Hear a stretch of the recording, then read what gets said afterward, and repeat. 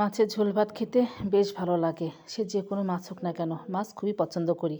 আর এই শীতের সিজনে যদি এই মাছগুলো রান্না না করি, বিশেষ করে ডালের বড়ি দিয়ে, তাহলে তো অনেক বড় একটা খাবার মিস করে যাব। তো যাই হোক, হ্যালো সবাইকে, সবাই কেমন আছো? আশা করি ভালো আছো। আর আমিও ভালো আছি। চলে আসলাম নতুন একটা ব্লগ নিয়ে। আশা করি পুরো ব্লগটা আমার সাথে থাকবে। তো অনেক সকাল থেকে ব্লগটা শুরু করলাম। অনেকগুলো মাছ নিয়ে আসছে। এখানে হচ্ছে 1 কেজি একদম ছোটো সাইজের ট্যাংরা মাছ নিয়ে আসছে। আর অনেকগুলো নিয়ে আসছে হচ্ছে বাটা মাছ, আমরা অবশ্য ভাগনা মাছও বলি। আর এখানে হচ্ছে কাতল মাছ নিয়ে আসছে, তাও আবার কেটে নিয়ে আসছে। আর এই মাছগুলো হচ্ছে অনেকক্ষণ সময় হাতে নিয়ে বানিয়ে নিয়েছি। নিয়ে আসছিল হচ্ছে গতকালকে রাত্রিবেলা, তো অনেক রাত যেহেতু ওই জন্য বানাইনি, সকালবেলা একদম ভিজে রেখেছিলাম, তারপর হচ্ছে বানালাম। এখন তো রান্না বান্নার জন্য সব কিছু গুছিয়ে নিয়েছি। তো সকালে যত কাজকর্ম ছিল সবই তো করে তারপর হচ্ছে রান্না বান্নার জন্য চলে আসলাম। তো রান্না করবো হচ্ছে বাটা মাছ, আর ওর মধ্যে হচ্ছে 2 পিস নিয়ে নিয়েছি কাতল মাছ মেয়ের জন্য। তো বাটা মাছ রান্না করবো, এই তো সিম, আলু আর হচ্ছে বেগুন, সাথে ডালের বড়ি। আর এখানে বেগুন ভাজি করব, আর সিমগুলো হচ্ছে ভর্তা করব। আর তো এখানে হচ্ছে ডালের বড়িগুলো, কারণ এই শীতে যদি ডালের বড়ি আর শীতের সবজি দিয়ে মাছের ঝোল না খায়, তাহলে কিন্তু অনেক বড় একটা খাবার মিস করে যায়, তাই না? তো শীত যতদিন থাকবে এই খাবারগুলো খেতেই থাকবো, কারণ এই খাবারগুলো একবার খেলে বারবার খেতে ইচ্ছে করে। তো যাই হোক, এই তো রান্নাবান্না কিন্তু একদম শুরু করে দিয়েছি। তো প্রথমে হচ্ছে বেগুনটা ভাজি করে নিচ্ছিলাম। তো যাই হোক, বেগুনগুলো একদম সুন্দর করে লাল লাল করে ভাজি করে নিচ্ছিলাম।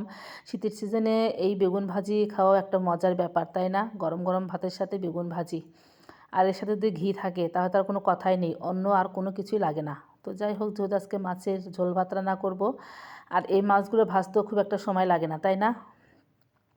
আর খেতেও বেশ ভালো লাগে, একটু মিষ্টি মিষ্টি লাগে এই মাছ, এই জন্য একটু ঝাল ঝাল করেই আমি তরকারিটা রান্না করব।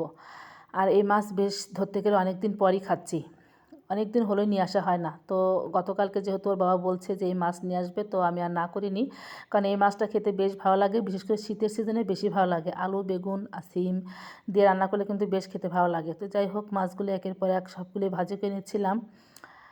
আর মাছগুলো আমি একটু মানে আমান সাইজে রেখে দিয়েছি, কারণ কাটলে ছোটো হয়, আবার দেখা যায় বড় রাখলে মানে আমান রাখলে বড়ই হয়। তো যাই হোক, বড় রাখাই ভালো। তো এদিকে মাছগুলো ভাজি করে নিলাম। এখন হচ্ছে এই তো তেলে দিয়ে দিলাম গোটা জিরে ফোড়ন, তারপরে হচ্ছে আলু আর বেগুনটা অনেকক্ষণ ভাজি করে নেব। এদিকে কাঁচামরিচও দিয়ে দিয়েছি বেশ কয়টা, একটু ঝাল ঝাল করে রান্না করব। তো কিছুক্ষণ আলু বেগুন ভালো করে ভাজি করে নিয়ে তারপর হচ্ছে সিমটা দিলাম, যেহেতু একদম সিমটা কচি আর দেশি সিম, যদি আলু বেগুনের সাথে দিয়ে দিই একদম গলে যাবে ঝোলের মধ্যে, ওই জন্য একটু পরেই দিলাম। তো যাই হোক, কিছুক্ষণ সিমটা ভাজি করে এই তো একদম বাটা মশলা দিলাম, হালকা একটু মরিচের গুঁড়াও দিয়েছি, কারণ এইভাবে ঝোল রান্না করলে একদম খেতে অসম্ভব মজা হয়, বিশেষ করে শীতের দুপুরে গরম গরম ধোয়া ওঠা ভাত আর এরকম ঝোল। তো যাই হোক, এর তো ভালো করে কষিয়ে নিয়ে দিয়ে দিলাম ঝোল। এখন অনেক সুন্দর বলক উঠে গেছে, দিয়ে দিব হচ্ছে মাছটা। মাছগুলো দিয়ে আরও কিছুক্ষণ জাল দিব, তারপর হচ্ছে বড়িগুলো দিয়ে দিব, কারণ বড়িগুলো এত ভালো অল্পতেই একদম সিদ্ধ হয়ে যায়। তো নামানোর একটু আগেই এর তো বড়িগুলো দিয়ে দিয়েছিলাম, জাস্ট মানে 1 থেকে 2 মিনিট জাল দিয়েছি, তাতেই বড়িগুলো সিদ্ধ হয়ে গেছে। আর অনেক সুন্দর টক বগিয়ে জাল হচ্ছে না, এরকম মানে বলক উঠলে কিন্তু বেশ ভালোই লাগে। আর আমি খুব একটা ঝোল রাখিনি, একটু গায়ে গায়ে ঝোল রেখেছিলাম, তার মধ্যে হচ্ছে বড়ি দিয়েছিলাম আর একটু ঝোল শুকিয়ে গিয়েছিলো। তো যাই হোক, খেতে অনেক মজা হয়েছিল ঝোলটা, অনেক দিন পর এরকম ভাগনা মাছের ঝোল খেলাম, এত ভালো লেগেছে। তো যাই হোক, ঝোলটা নামিয়ে নিয়ে এই তো সিমটা ভর্তা করব।